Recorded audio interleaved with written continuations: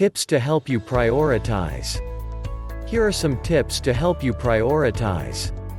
It is important to use these tips on a regular basis to help remain focused. Tips. Each of these techniques can help you in getting closer to your goal of becoming more effective with your time. 1. Assume ownership of your time. Most individuals would be surprised if somebody reached in their wallet without asking and helped themselves to the money found there. But how different is that from letting other people help themselves to your time?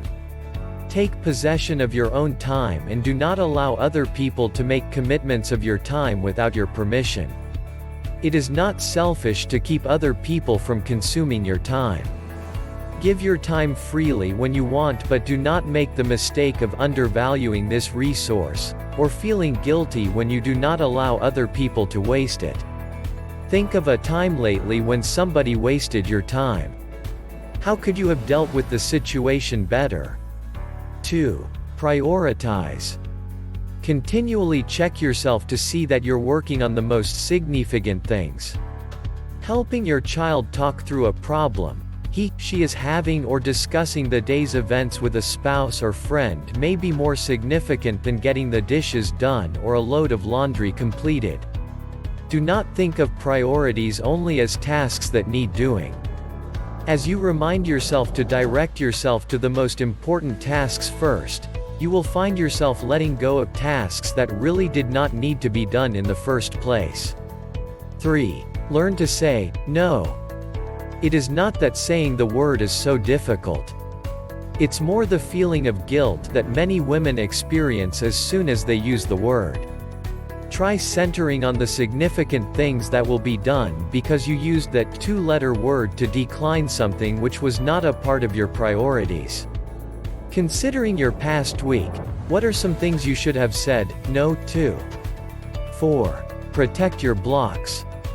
Think of your day as numerous large blocks of time with the blocks divided by natural interruptions. Where you have control, keep your blocks whole, scheduling appointments and meetings, running errands at the beginning or end of a block instead of in the middle. Having an appointment in the middle of a block leaves little time at either end to tackle a major piece of work. Keeping your blocks of time as big as possible gives you a feeling of having more time that is available. 5. Delegate. There is that D word. Delegating means assigning the responsibility for a task to somebody else.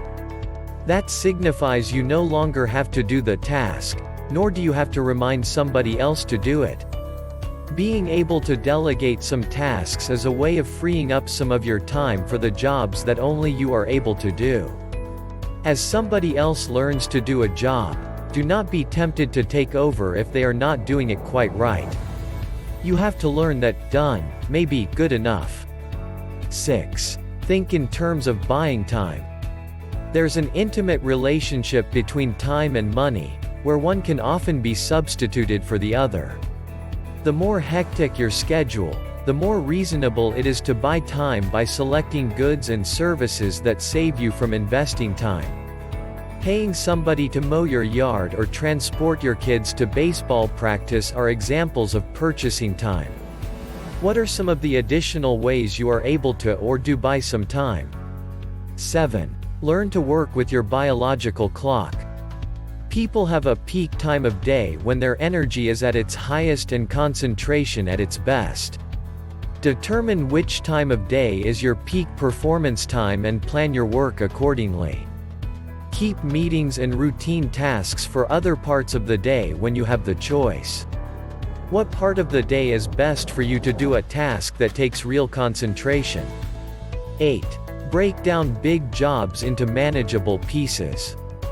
One of the sources of procrastination is that some tasks can seem too overwhelming to even begin. Learn to break down a large task into manageable pieces and then begin with a piece you know you can handle. The most challenging step on major undertakings is often the first one. Besides, you will have a greater sense of satisfaction as you complete each individual portion of the task, and this can keep you motivated to the end. Think of a major task you have ahead of you. How could you break it down into manageable pieces? 9. Work on overcoming procrastination. Once you recognize that you are procrastinating, the next step is to begin overcoming this time-wasting habit. In addition, procrastination is a habit, a habitual way of dealing with tasks you find distasteful or that make you fearful of failure. When you see that you are procrastinating, make an appointment with yourself to take the first step toward completing the task. Determine exactly what that first step will be and then set a specific time in the near future to begin the work. 10. Reward yourself.